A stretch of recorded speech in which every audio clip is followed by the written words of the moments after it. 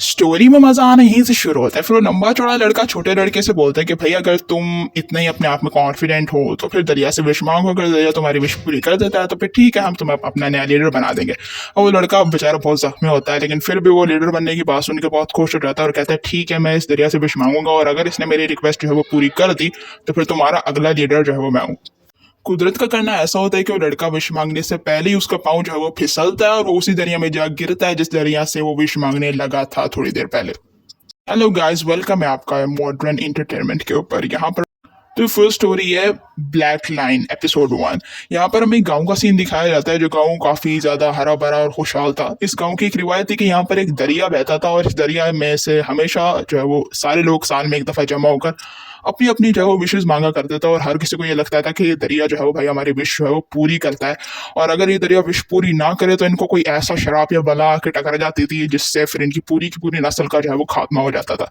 अब साल पूरा हो जाता है और वो गाँव वाले उसी दरिया के किनारे जो है वो जमा हो जाते हैं वापस से विश मांगने के लिए, और उनका एक लीडर जो है वो कहता है कि भाई तुम सब आओ और बारी बारी जो है वो अपनी विश जो है वो मांगो, और दरिया जिसकी विश पूरी कर देगा वही हमारा नया लीडर होगा। दरिया सिर्फ उसी बंदे की विश पूरी करता था जिसका दिल और नीयत पूरी की पूरी साफ होती थी। अब जो होना था वो हुआ। सब लोगों ने बारी बारी करके दरिया के पास सब लोग आए, सब लोगों ने अपनी विशेस मांगी और देखने लगे कि किसकी विश है वो पूरी होगी। बट अनफॉर्चुनेटली दिस टाइम किसी की भी विश पूरी नहीं हुई, और वो दरवाजे की आवाज़ जो हमेशा दरिया के विश पूरा होने की सूरत में आती थी वो दरवाजे की आवाज़ है वो आई नहीं। तो फिर उनका लीडर जो बहुत परेशान हो गया, तो उन्होंने कहा चलो भाई दोबारा से करते हैं, हो सकता है हमसे कोई मिस्टेक हो गई हो। फिर से सब लोग जमा होते हैं, सब लोग अपनी अपनी विशेष मांगते हैं और सारे गांव के लोग पूरे हो जाते हैं, बट स्टिल कोई भी रिस्पॉन्स जो है वो दरिया की तरफ से नहीं आता। अब इनका लीडर बहुत परेशान हो जाता है और वो अपने सीनियर बंदे को लेकर आता है जो काफ़ी ज़्यादा बुढ़ा होता है, और वो बोलता है कि जिस बात का मुझे सर्दियों से डर था वही काम इस साल हो चुका है, और इस साल तुम लोगों में से कोई भी ऐसा बंदा नहीं है जो कि इस काबिल हो कि वो इधर का लीडर बन सके, यानी कि तुम्हारे में सब साफ दिल का कोई भी इंसान बचा नहीं है। तो अब ये जो आखिरी दरवाज़ा है जिसके बंद होने से हमारा जो ऊपर जो शराब जो बलाएं आती थी वो बंद होने लगी हैं, अब वो कोई भी बंद नहीं कर सकता। इस गांव में सारे के सारे लोग मतलबी और खुदगर्ज हो चुके हैं। अब उनका लीडर जो वो काफ़ी परेशान हो जाता है, क्योंकि इस सूरत में तो उनके ऊपर एक ऐसा शराब आ लगेगा जिसकी उन्होंने कभी भी जो सोचा भी नहीं होगा उन्होंने कि हमारे साथ ऐसा कुछ हो सकता है। तो उनका लीडर बहुत परेशान हो जाता है और वो बाबा से पूछता है कि कोई तो ऐसा तरीका होगा जिससे हम इस शराब को टाल सकें, कोई तो ऐसा तरीका होगा जिससे हम आगे बढ़ सकें, कुछ ऐसा कर सकें जिससे हमारे लोग ना मरे, हमारी बस्ती तबाह ना हो। तो बाबा बोलता है कि भाई अपने गांव में कोई ढूंढो, कोई ऐसा शख्स जिसने अभी तक इस तरीके से जो है वो विश ना मांगी हो। तो उनका लीडर कहता है ठीक है, हमको ऐसा बंदा ढूंढेंगे जो अभी तक इस दरिया के पास नहीं पहुंचा। अब सारे गांव वाले उससे डिसएग्री करते हैं और बोलते हैं कि भाई हम सब तो यहाँ पर ऑलरेडी मौजूद हैं, तो हम किस तरह से उस बंदे को ढूंढ सकते हैं, भाई हमारे बस की ये बात नहीं है। अब हमारे पास जितने भी गिने चुने जो है वो दिन है वो हम सुकून से जो गुजार लें वही हमारे लिए बड़ी बात है। तो अब यहाँ पर वो बंदा बोलता है कि भाई इस तरह से हाथ पर हाथ बैठे रखने से और मरने से जो कोई फायदा नहीं होने नहीं वाला, तो हम जाते हैं और उन लोगों को ढूंढते हैं। तो गांव के जो दो चार बड़े लोग थे वो कहते हैं हाँ भाई तुम ठीक कह रहे हो, चलो ढूंढते हैं, हो सकता है कोई ऐसा बंदा हो जिसने अभी तक यहाँ तेरे से विश ना मांगी हो।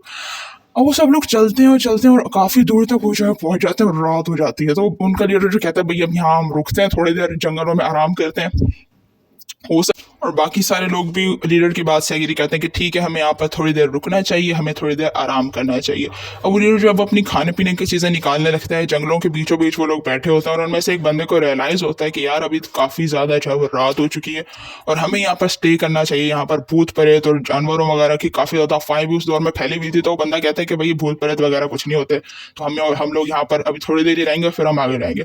बट जो सारे लोग होते हैं वो उस लीडर की बात से डिसएग्री करते हैं, वो बोलते हैं कि नहीं भाई अभी हम यहीं रुकेंगे और जब सुबह होगी तो फिर हम आगे बढ़ेंगे। और वैसे भी क्या गारंटी है कि वो बंदा हमें इस तरह से जंगलों में मिलेगा। तो वो लीडर बोलता है कि अभी हमें आगे जाना चाहिए, बस हम खाना पीना करेंगे और बस हम फिर जाएंगे। कितने भी जो लोग होते हैं वो काफ़ी शौक हो जाते हैं, क्योंकि उन्हें जंगलों में से एक अजीब किस्म के किसी बच्चे वगैरह की चीखने की आवाज़ आती है।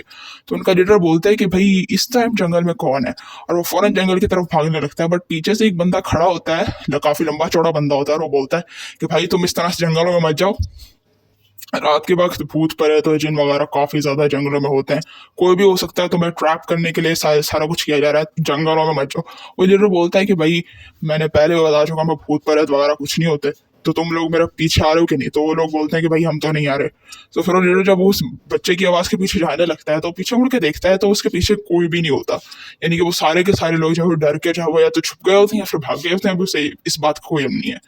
वो आहिस्ता आहिस्ता आहिस्ता आहिस्ता आगे जाने लगता है और थोड़ी देर के फासले पर उसे वाकई में एक जख्मी हालत में एक बच्चा जो है वो पड़ा हुआ मिलता है। वो लीडर उस बच्चे के पास बैठता है और पूछता है कि बेटा तुम कौन हो, यहाँ पर क्या कर रहे हो इस तरह जख्मी हालत में? तो बच्चा बोलता है कि भाई मेरे खानदान वालों को सबको मार दिया गया और मैं ही इसे पे ही जिंदा बचा हूँ इस तरह के जख्मी हालत में।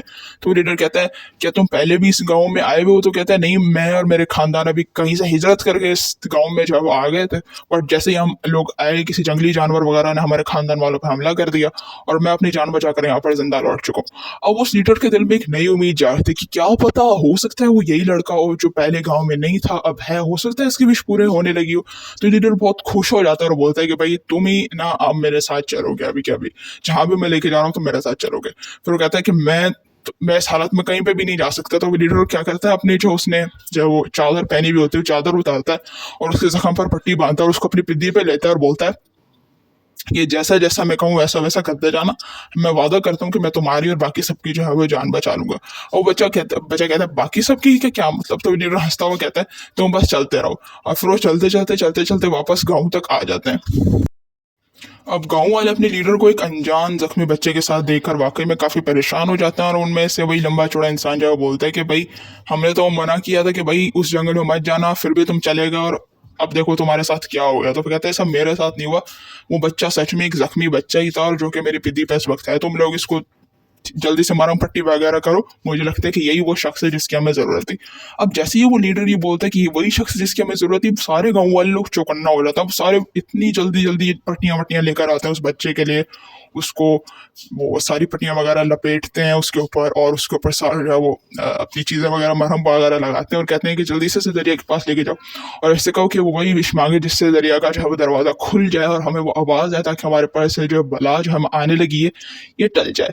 तो ठीक है ना, अब वो जाते हैं और उस बच्चे को थोड़ी सी मरहम पट्टी करके वो लीडर जो है वो खड़ा होता है दरिया के सामने और वो जख्मी छोटे लड़के को बोलता है कि तुम इस दरिया से विश मांगो, हो सकता है कि तुम्हारी विश पूरी हो जाए और अगर तुम्हारी विश पूरी हो गई तो हमारा अगला लीडर जो है वो तुम हो। तो बच्चा ये बात सुनकर बहुत खुश हो जाता है अगले लीडर बनने वाले और जो उसके जख्म थे वो भी उसको महसूस नहीं हो रहे होते। तो वो कहता है कि ठीक है, अगर मैंने इस दरिया से विश मांगी और दरवाज़ा बंद होने की आवाज़ आई तो तुम्हारा अगला लीडर जो है वो मैं हूँ। और वो अपना दर्द वगैरह सब कुछ भूल जाता है और वो जल्दी से दरिया के पास खड़ा होता है और कहता है दरिया मेरी बात सुनो और इन पे जो भी बला वगैरह आने लगी है उसे उसे उसे टाल दो। और जैसी वो टाल दो की बात बोलता है उसका पाँव फिसलता है और वो बंदा पूरी तरह से दरिया में जाके गिरता है। अब सारे लोग गांव वाले हैरान हो जाते हैं कि भाई ये क्या हो गया, अचानक से हमारी आखिरी उम्मीद जो है वो ज़ाया हो गई। और वो दरिया जो काफ़ी गहरा था और वो बस बह जाता है, किसी को भी कुछ नहीं पता होता कि ये सब क्या हो रहा है। और फिर वो लंबा चौड़ा बंदा बोलता है कि मैंने तो पहले ही बोला था कि सबका कोई फायदा नहीं है, सब कुछ बस टाइम ज़ाया करने वाली बात थी। अब अगर वो लड़का विश पूरी कर भी सकता था तो नहीं कर पाया और हमारे पास बस 2-3 दिन के अलावा और कितना भी टाइम नहीं है इस बला को टालने के लिए। अब उस लड़के का सीन दिखाया जाता है, वो लड़का बेचारा दरिया में डूब रहा होता है और उसके खून की वजह से दरिया का जो है पानी थोड़ा सा लाल हो जाता है और इतने में ही वो लड़का काफ़ी गहराई तक चला जाता है कि इतने में ही उस लड़के को बहुत हल्की सी एक दरवाजे की खुलने की आवाज़ आती है। वो लड़का काफ़ी ज़्यादा शॉक हो जाता है और उसने अपना सांस जो है वो रोका हुआ होता है, पर उससे सांस ज़्यादा देर तक ज़ाहिर है रोक नहीं सकता इंसान और वो अपना सांस छोड़ देता है और फिर वो बेहोश हो जाता है। और मुकम्मल तौर पर बेहोश होने के बाद उसकी आँख जो है वो बिल्कुल ही अजीब तरह से एक जगह पर खुलती है। एक साफ सुथरा सा एक बेडरूम था, इस बेडरूम के चारों तरफ क्लॉक्स वगैरह लगी हुई थी और इस बेडरूम में जो है वो काफ़ी ज़्यादा एक बुढ़ा इंसान खड़ा हुआ था, मॉडर्न किस्म का, उसने 3 पीस सूट पहना हुआ था, अच्छा खासा सेट बंदा था और उसके साथ एक लड़की भी खड़ी हुई थी जिस लड़की का नाम मारिया था। और वो मारिया बोलती है तो फाइनली इस लड़के को होश आ गया। तो प्रोफेसर बोलता है कि ठीक है, अब इसे होश आ गया तो तुम्हारा काम खत्म हुआ, अब तुम जा सकती हो। और वो बच्चा बोलता है कि भाई ये सब क्या हो रहा है और ये सब मैं इधर पे कैसे आ गया, मैं तो एक गाँव में था। तो फिर वो प्रोफेसर बोलता है कि नहीं, तुम किसी गांव के अंदर नहीं थे एंड अनफॉर्चुनेटली तुम वो सब करने में नाकाम हो गए जो हम लोग तुमसे करवाना चाहते थे। अब वो प्रोफेसर मारिया को आवाज़ देता है और बोलता है कि तुम लोग आसपास पर नज़र रखो कि कोई भी हमारी बातें सुने ना। और मारिया कहते हैं ठीक है प्रोफेसर जी, जैसा आप कहेंगे वैसा ही होगा। और वो बाहर चली जाती है और दरवाज़ा बाहर से अच्छे से लॉक कर देती है। और फिर वो प्रोफेसर जो है वो इससे बोलता है, बच्चे से बोलता है कि मैंने जो तुमसे काम कराना था तुम एक बार फिर से उस काम में नाकाम हो चुके हो। और यहीं पर हमारी फर्स्ट एपिसोड जो है वो एंड हो जाती है। लेट मी नो कि आपको फर्स्ट एपिसोड किस तरह की लगी और आपको सेकंड एपिसोड का जो है वो कितना इंतज़ार है। सो अगर आपको चैनल को सपोर्ट करना है तो सब्सक्राइब के बटन पर क्लिक करें और वीडियो को लाइक करें और अपना कमेंट जो है वो कमेंट बॉक्स में छोड़ दें कि आपको किस तरह की और सीरीज़ जो है वो चाहिए। Thank you so much for watching. Good bye.